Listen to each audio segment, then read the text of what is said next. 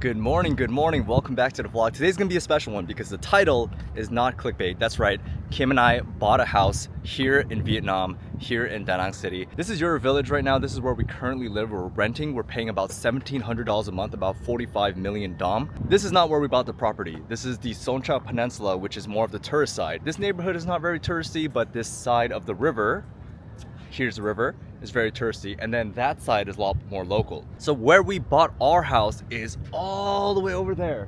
You guys can see the mountains off in the distance. That is Hai Van Pass. We're gonna be crossing the Dragon Bridge, going all the way up the river, all the way down the beach, and in this little area on the beach is where the future residence of David and Kim is gonna be. I'm gonna take you guys along for the ride. Let's go check it out.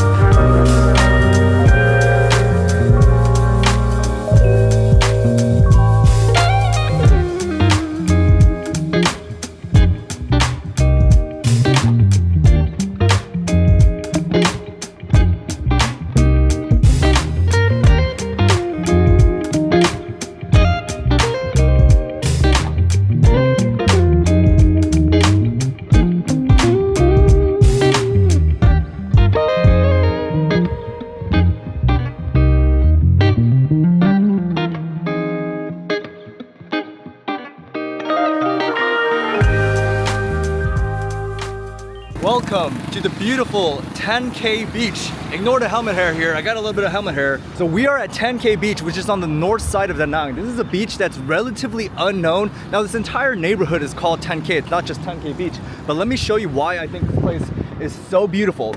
We have the Son Cha Mountains on this side. That's where Lady Buddha is. And then we have Hai Van Pass on this side. So this is a massive, massive bay that's surrounded by mountains on every side. Now, Hai Van Pass is regarded as one of the most, if not the most scenic drive in the entire world by most car magazines. So that is right here on the left side. And then of course you can drive into the city, you can drive to Lady Buddha on this side, and you can drive back into the tourist side in about 10 or 15 minutes. So 10K is the neighborhood that we chose, but in reality, the neighborhood was kind of chosen for us. So all of our family here, all of Kim's family, who's, you know, they're my family now because we're married, live here in 10K. So it makes sense for us to be near family. Now 10K is a very, very, very local neighborhood. I can look around everywhere here and I am the only foreigner that I can see anywhere. And the further I go in, the more it'll be like that. Now there is a Highlands here. This is a brand new Highlands that opened I think about 2 months ago. So this area is becoming developed really, really quickly. Before it was like as local and rural as you can get, which is crazy to me considering like, look how amazing this beach is. Like, it's so beautiful, but very, very quickly it's getting more developed, more modern, more upscale, and I'm very, very excited about the future of this neighborhood. Let's go check out the house now.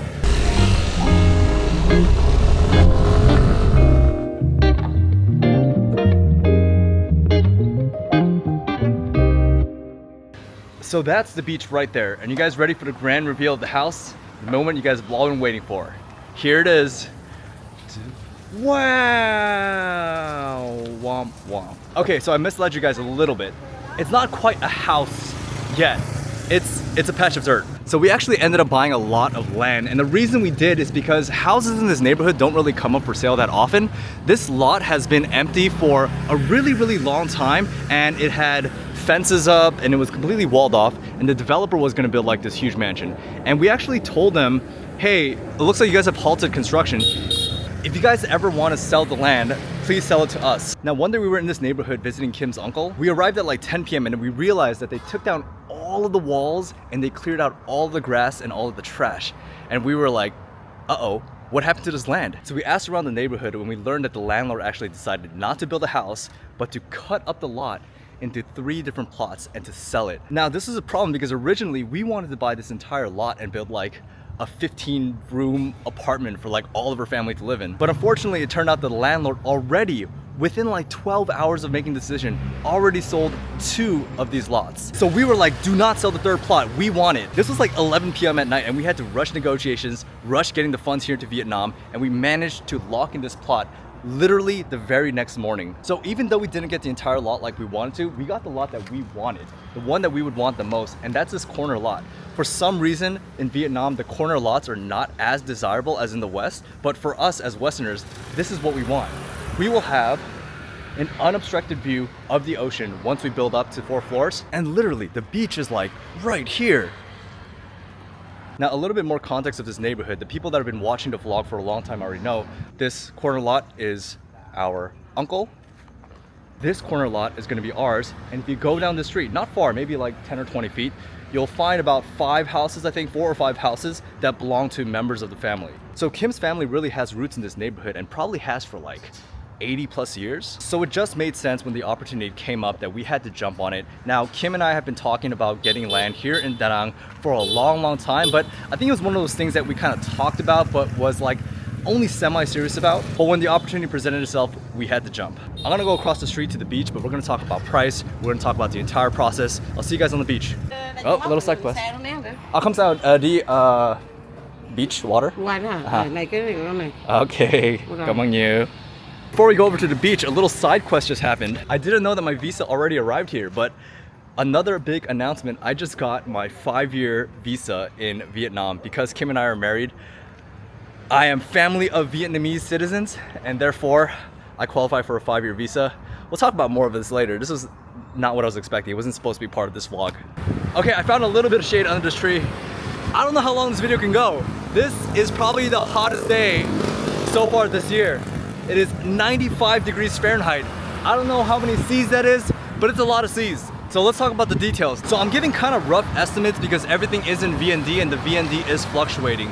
The cost of the lot of land was about $150 US. Now remember, that's just the land. We are gonna have to build a house on top of it. We're gonna have construction costs, architect costs, permit costs. We're estimating that the entire cost of the project is gonna cost about 100 grand. So when the house is done, we're gonna be about 250 grand into the project. But the expectation also at that point is that the value of the property is gonna be worth about $320,000. So we are gonna be up on the equity house, but of course, that's all theoretical. So there aren't really any mortgages in Da Nang. Maybe there are, but it's very rare. And I'm 100% sure that this landlord would not have accepted the offer if it wasn't all in cash. So we did have to pay all in cash. I mentioned that we literally showed up again the next morning and we put down a deposit. I think the deposit was 10%, so I think it was about $15,000 in cash. And when I say cash, I mean like literally VND in a duffel bag, 15 grand in cash, which is like, it's a lot of cash. And the guy literally just sat there on the street counting it. It was like the funniest thing ever. And then about a week later, we got him the rest of the money.